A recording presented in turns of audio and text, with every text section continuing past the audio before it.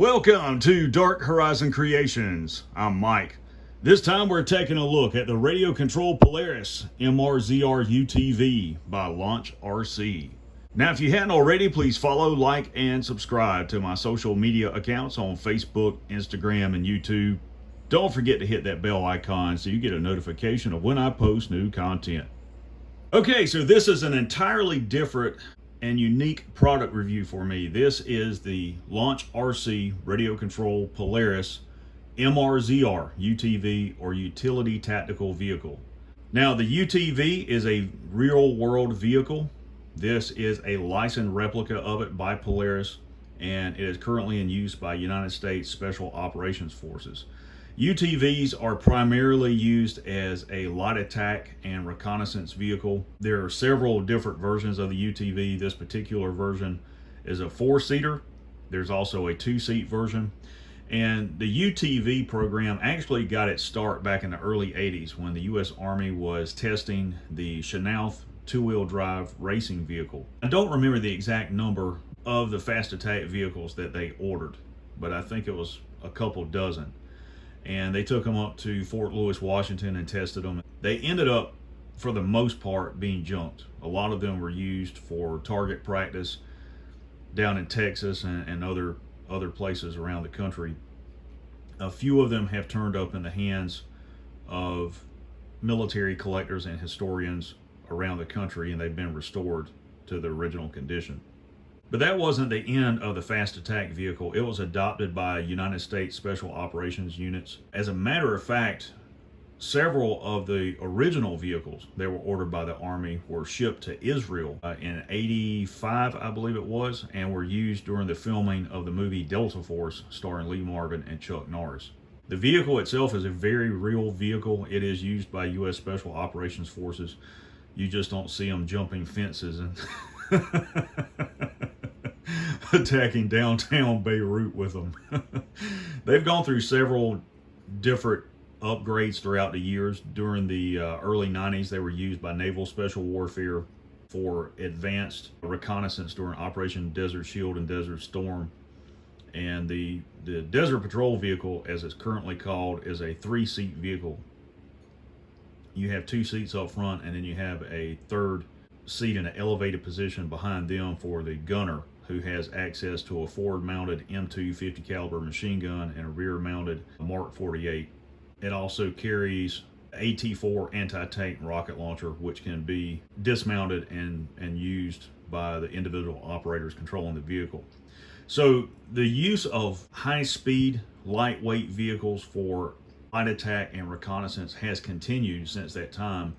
And as technology has evolved, so have the different types of vehicles available to the U.S. military for that role. And the Polaris MRZR is one of the latest generation vehicles being utilized by United States Special Operations Command. You can see it's a 4-seat vehicle. It has a full roll cage around it, 4-wheel drive, spare tire on the back and the bed of the vehicle. It's got a cargo net over the top of it. It's got a brush guard on the front with a winch mounted on it as well. Full independent suspension. And usually when guys are running these vehicles, they are using small arms. They might have a little heavier equipment on it depending on the mission profile. But these vehicles are meant to be self-sustaining. As far as communications, they can be outfitted either with a set like the Prick 117, or you've got individual radios like the Prick 152 that the guys are carrying on them for team-based communications, as well as ground-to-air communications when communicating with close air support. So it's a well-rounded vehicle and well-suited for the role that it's utilized for by U.S. Special Operations Command. So in the box, you can see the vehicle, and it's got the pistol grip controller. It operates off 2.4 gigahertz. And this is a more simplified radio control system. It does have a removable battery pack. It's rechargeable with a standard USB plug. On the back of the box, you have your obligatory product shots, and are not those of the radio control vehicle. This is the actual MRZR UTV utilized by United States Special Operations Command. And you can see each of the seats has a crash harness in it. It's got a full roll cage, and you can see in this configuration, it doesn't have the net, any antennas, spare tire, or anything mounted on it.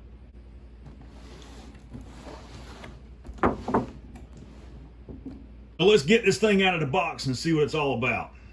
All right, so here's the MRZR out of the packaging, and let's talk about what's included. First and foremost, you have your instruction sheet, which is identical for 3 different models of RC by the same company.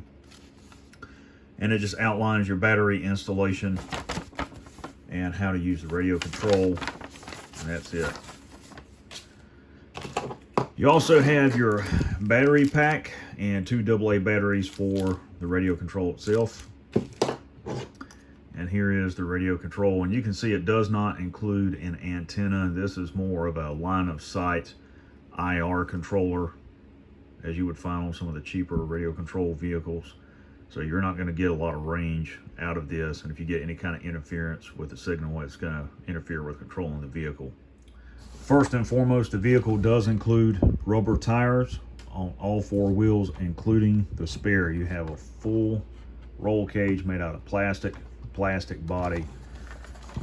You've got a plastic brush guard, what looks like plastic insert for the headlights. I don't think they work. Molded in details on the suspension. It doesn't actually work. For the interior, you've got a molded steering wheel. Does not turn. You got your crash bar over here. Molded in details on the instrument cluster and a molded in pedal. And one of the things that I want to point out immediately, and we'll see this in just a moment, is this back plate where the pedal is. This is going to prevent a classified figure from sitting in this vehicle. I can tell you that already, because it's just too confined. In the back, your jump seats in the back are molded in as part of the body. Again, this is going to prevent putting a classified series figure in here without some modifications. On the back, you've got your spare tire. You've got your toolbox. The tailgate is non-removable. It doesn't come off and doesn't open as it would on the real vehicle. This is just for looks. Again, molded detail on the back. No real working suspension there. Oh goodness, a U.S. flag placed upside down. You can tell this was made in a foreign country. That's okay, I can remove those because I do have U.S. flag and G.I. Joe unit decals to go on this vehicle. On the bottom, you have your battery compartment, your on and off switch, and then you have your trim for your steering control. Now let's talk about dimensions. The vehicle is approximately 12.5 inches in length. It is approximately 6 3/4 inches tall. And the wheelbase on the vehicle is approximately 6.5 inches. Now let's talk about why I really bought this vehicle. For the G.I. Joe Classified Series action figures. You can see right off of the bat that the vehicle is in scale with the Classified Series. That's not the issue. The issue is, will they fit in this vehicle with no floorboard and no cutouts in the baseboard of the vehicle? Yeah, it's probably going to have to be modified. So what we're going to do now is take Duke, and we're going to try to put him in a seated position and see if he will fit in the vehicle. And no, he will not. So that means that there is going to have to be some modifications to the body. So we've seen the action figure will not fit in the vehicle as it is. And that is because this back plate and the floorboard is all molded in plastic. Just looking at this, disassembling the body from the chassis is not going to be an issue. Using a rotary tool to cut out the floorboard and the back plate is not going to be an issue.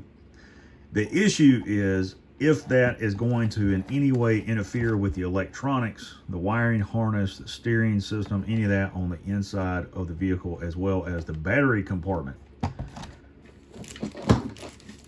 Because there is the battery pack. there is the battery compartment, and it is sitting directly below where the rear jump seats are, and extends kind of over to the back end of the front seat. So this is going to be interesting to see what happens here. And in all honesty, one of two things is going to occur. One is going to work out the way I want it to, or two, I may have to remove the electronics just to utilize this for the classified series figures. And if you're watching this video for that purpose, this is where you have to make a decision. Do you want to keep the electronics intact, or do you want to be able to use it with the action figures? Now, you could keep the electronics intact and just use the vehicle as a background piece for your diorama. But if you're like me, that's not good enough. You really want to be able to use this in an action sequence with the action figures for toy photography, and to do that they have to be seated in the vehicle. So we have to disassemble this and see what's going to happen. Right now what we're going to do is take this outside and test out the radio control features of the vehicle and see how it drives. Okay, so I brought this out here to do a outdoor driving test with this vehicle. Unfortunately, it will not even move in the grass at all. It's got a really weak motor in it, so I don't think I'm going to be keeping the electronics in this. It's just going to be gutted entirely to make room for the action figures and use it like that. Okay, I wanted to include this on the tail end of the video so you all would have a chance to see it first. Here is the Polaris MRZR UTV, and what I have done is completely disassembled it. I stripped out all the electronics. I used a rotary tool to cut out the battery compartment, as well as cutting out the floorboard so that the action figures could fit on the inside of it. Also cut out the steering box and its support to give the action figures leg room, and weathered it, reassembled it, and as you can see, it works for what I wanted. It will fit the G.I.Joe classified series action figures. Here I have my custom Cover Girl action figure, and she fits right in with this vehicle. Looks really good. Still have the ability to turn the wheels if I want to, or keep them straight. And you guys can see I also repainted the rims of the wheels, as well as the entire vehicle. I painted it in a Krylon Fusion khaki camo color.